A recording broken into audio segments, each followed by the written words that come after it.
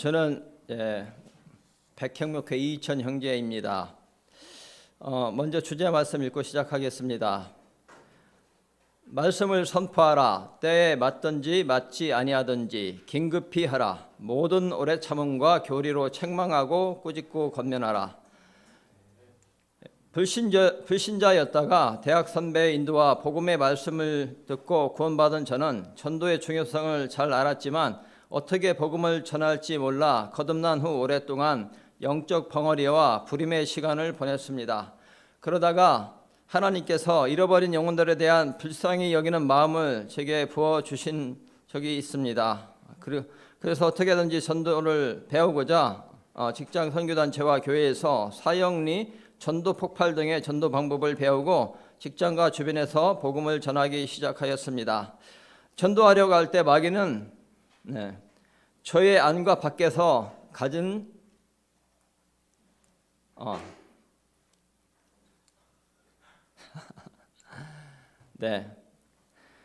전도하지 않을 핑계를 대며 불순종하게 하려고 했고, 저는 그때마다 복음을 전할 이유를 생각하고 순종하려 했습니다. 그 이유는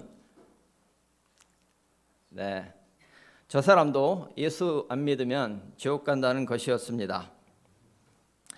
전도 안 할 핑계를 이기려고 일주일에 한 명씩 점심 사주기 프로젝트를 하여 1919년에는 41명에게 점심을 사주며 직장 동료에게 복음을 전했고 목표를 세우고 기록하며 구령하였습니다.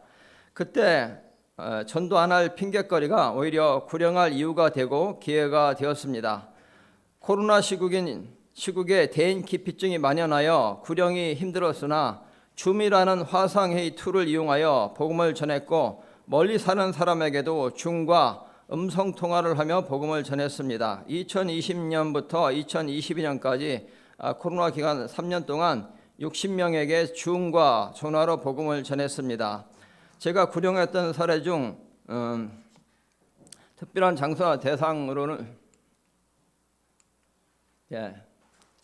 롯데백화점 소공점 지하 푸드코트에서 그 건물에 있던 로펌에서 미팅한 후 타부서 직원에게 복음을 전했고, 또 퇴사할 때 퇴사 인사 사장실 가서 사장과 또 인사 담당 임원, 또 거래처에 있던 대형 로펌 파트너 변호사들에게 또 복음을 전했습니다.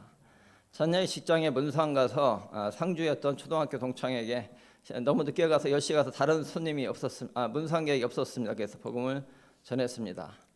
해외여행 중에 렌터카, 잠깐 타는 거는 시간이 짧아서 그래서 렌터카로 몇 시간 동안 같이 이동할 때 복음을 전했고, 또 마사지 샵에서 마사지를 해주기 때문에 도망갈 수가 없어서 또 복음을 전했습니다. 또 해외 숙소, 작년에 제가 여름에 갔는데 거기 숙소에 또 한국 유튜버 부부가 있더라고요. 그래서 그들과 식사하면서 부부에게 복음을 전했습니다. 요양병원에 입원한 환자와 또 그를 돌보는 간병인에게 복음을 전했고, 또 공항 갈 때, 또 먼 거리 갈 때 택시와 골반에서 기사분들에게 복음을 전했고, 미용실에서 파마하다가 미용사에게 복음을 전했습니다. 또 줌으로 두바이에 거주하는 조카에게 복음을 전했습니다. 전화로 제 고향이 서산, 충남 서산인데요, 초등학교 친구의 지인에게 복음을 전했습니다.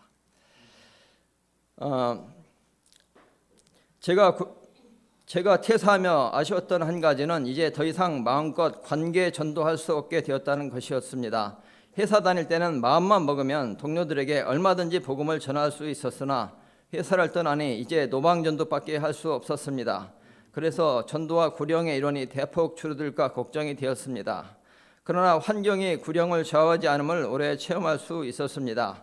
제가 직장에 있을 때 가장 많이 전도한 해는 1919년으로 41명에게 복음을 전했습니다. 그러나 올해는 아직 10월이 다 가지 않았는데 70명에게 복음을 전한 것을 발견하고 놀라고 감사했습니다.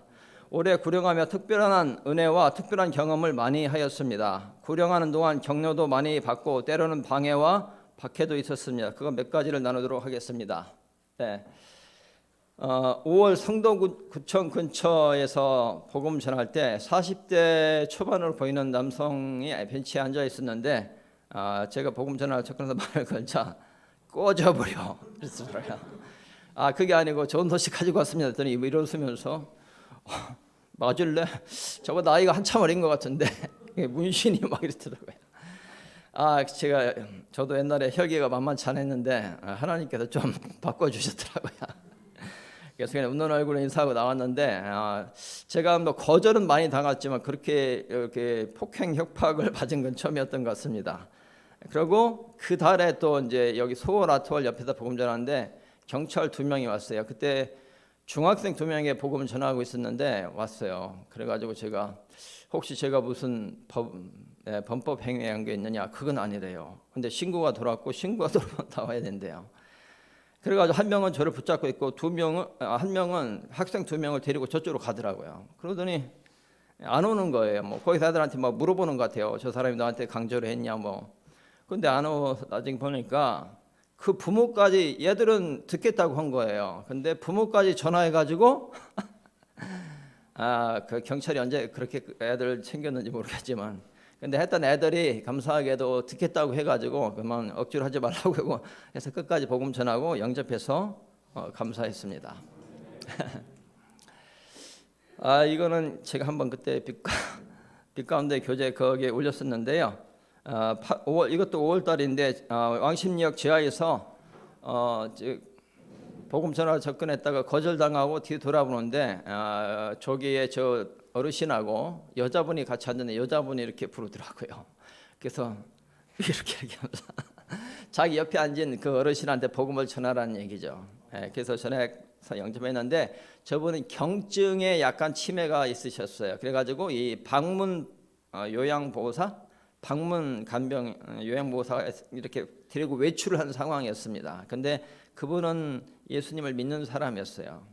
그래서 일단 복음을 듣고 영접하고 저희 교회까지 와서 이렇게 하고 사실 주일날 온다고 했는데 혼자는 좀 움직이기가 어려우세요. 그래서 제가 모시러 간다고 했는데 이분이 근데 그 간병인이 다 다음날 그만뒀더라고요. 그래가지고 연락처를 받았는데 안 받아서 했지만 그때 처음 한 경험은 뭐냐면 그 간병인이 저한테 복음 전하고 끝나고 나니까 닭고야끼 따뜻한 닭고야끼랑 음료수를 사다 오셨어요. 제가 노방전도하다가 이제 과자 먹던 거 이렇게 받은 적은 있지만 따뜻한 음식을 대접받은 게 또 처음이었습니다. 그래서 기억이 남고요. 이거는 제가 이제 4월 달에 제 집 근처 응봉역 근린공원에서 이제 운동하고 제가 병원 의사가 운동 열심히 하라고 오다가 저 멀리 보니까 한 남자가 앉아 있더라고요. 그냥 가려고 하는데 성령님께서 저한테 발걸음이 안 틀어지더라고요. 그래서 돌아가가지고 복음을 전해서 이제 저 형제, 지금은 형제가 영접을 했어요. 영접을 했는데 저한테 연락처를 달라고 그러더라고요. 근데 전도 대상자가 연락처 달라는 건 별로 이례적인 거잖아요. 그래서 망설이다가 줬는데 얼마 있다 연락이 왔어요. 자기 아버지가 요양병원에 누워 계신데 가서 구령할 수 있냐 해가지고 제가 이제 8월 달에 갔습니다. 여기 어린 대공원 근처에 있는 요양병원에 계셨고요. 근데 가서 좀 당황했어요. 왜냐면은 아버님이 이 콧줄을 하고 말씀을 못 하시는 상태예요. 그리고 통증이 오는데 통증이 심할 때 소리 질러 가지고 말하기 힘들대요. 근데 그걸 미리 안 알려주고 가니까 그런 상황인 거죠. 당황했지만 지난번 그 구령 세미나 때 담임 목사님께서 하신 말씀이 생각났어요. 한일병원 구령 때 말을 못했는데 그때 눈짓으로 이렇게 해가지고 했다 생각나가지고 했어요.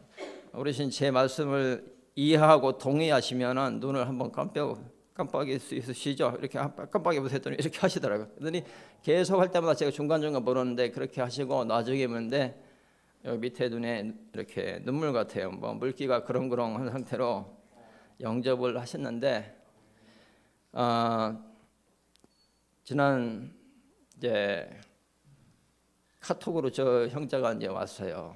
아버님이 하나님의 부르심을 받았다 하면서 저 성도라고 쓴 거. 근데 저희 집안이 완전히 데자뷰인 거예요. 저 집안도 아버지가 굉장히 완고했고 막 그 30살까지 아버지한테 군인이었는데 맞았대요. 이 아들이 맞고 아버지한테 꼼짝 못했는데 역정내고, 그다음에 동생이 굉장히 심한 안티크라이스트더라고요. 그래서 동생 있을 때 가면은 전도 못하니까 없을 때 가자고 이래서 갔거든요. 근데 저렇게 기독교식으로 장례 지내고, 그래서 참 감사하고 가슴이 뭉클하고, 그래서 제가 이제 또 처음 이것도 경험한 건데, 같이 부자를 같이 구정하게 된가, 아들을 통해서 아버까지 같이 구정하게 된 경험을 또 오래 할 수 있었습니다. 이거는 이제 수요일 날 제가 이제 그 신학교에서 개인 구정 노방전도 하는데 신나게 거절 여기저기서 받고 학교로 오는데 그래도 한 명 더 하고 가야겠다 해서 제가 안 가던 산부 아파트를 통과를 왕십리역에서 하는데 저 학생이 앉아 있었어요. 앉아 있는데 복음을 듣고 영접을 했습니다. 그리고 그때 우리 교회 데리고 와서 소개시켜주고 했는데, 이제 애가 주말에도 학원에 있더라. 그래가지고 오후 예배 한번, 지난 주일 예배 중고등부 예배 참석했습니다. 이번 주일 VIP 선대에도 초청하려고 하는데 같이 기도해 주시면 감사하겠습니다. 우리 중고등부에 완전히 더해지도록. 그래서 감사했습니다. 이건 제가 올해 그 몸이 안 좋아서 요양을 위해서 베트남에 간 거 성도님 아시는 분들 아실 겁니다. 그때 이제 달랏이라는 곳에서 나트랑이라는 곳으로 저 렌트카 개인 SUV를 빌려가지고 운전사 기사치 빌려가지고 4시간 가는데, 가는 중간에 휴게소에 들렸을 때 제가 복음을 전했고 또 도착해서 영접을 한 형제고요. 이거는 8월에 또 제가 또 다른 곳으로 꾸인현이라는 데로 갔었는데, 그때 위에는 왼쪽 상단에는 맹인입니다. 이쪽은 전맹이시고 두 번째 분은 전맹은 아니고 거의 엄청난 시각장애인 같은데요. 그래서 제가 저기 구령하려고 이틀 연속 갔어요. 마사지를 또 가고 또 가서 받고 또 가서 받고 해서 두 분이 그 음성 번역기 그걸 이용해도 요즘 언어가 안 통해도 그렇게 또 이용하니까 되더라고요. 그렇게 했고, 밑에는 또 그때 이제 그 달랏에서 나트랑 올 때 힌트를 얻어가지고 이제 마지막 이제 한국으로 오는 날 좀 시내 투어하고 공항 데려다 주면 얼마 주겠다 해가지고 또 몇 시간 같이 다니면서 시장에서 차 멈추고 구령한 형제입니다. 저런 툴들을 사용했습니다. 짧은 시간 구령하며 깨달은 것은 환경은 구령의 큰 문제가 아니고 구령하지 않는 원인은 자신에게 있다는 것이었습니다.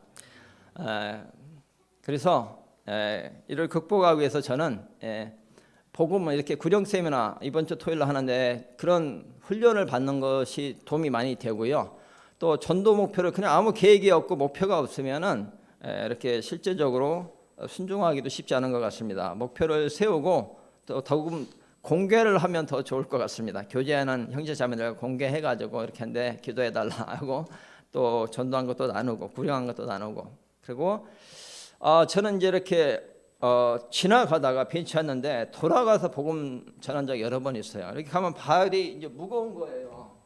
너 왜 그냥 지나가냐고 구령할 수 있는데, 그래서 다시 가가지고 이렇게 한 적이 있거든요. 성령님의 인도에 순종하고, 그리고 이제 복음 전하다 이제 거절받는 게 힘들어서 사실 구령하기 힘들어요. 근데 이게 면역은 안 되더라고요. 전도 나갈 때까지 긴장되는 건 거의 똑같아요. 면역이 안 돼요.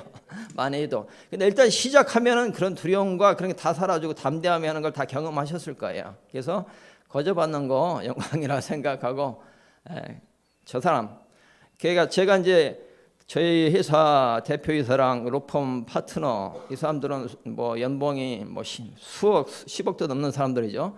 그 사람들 구령 못하다가 이제 마지막에 생각해서 내가 퇴사 인사를 가서 했는데, 그렇게 세상에서 잘 나가는 사람도 결국은 예수 믿지 않으면 지옥 간다는 거, 이걸 생각하면은 모든 핑계가 사라지는 것 같습니다.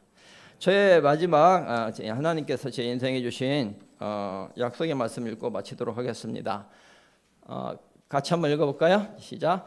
지혜로운 자들은 궁창의 광채같이 빛나고 많은 사람을 이로 돌아서게 한 자들은 별들과 같이 뭉토록 빛나리라. 모든 영광을 하나님께 올드립니다.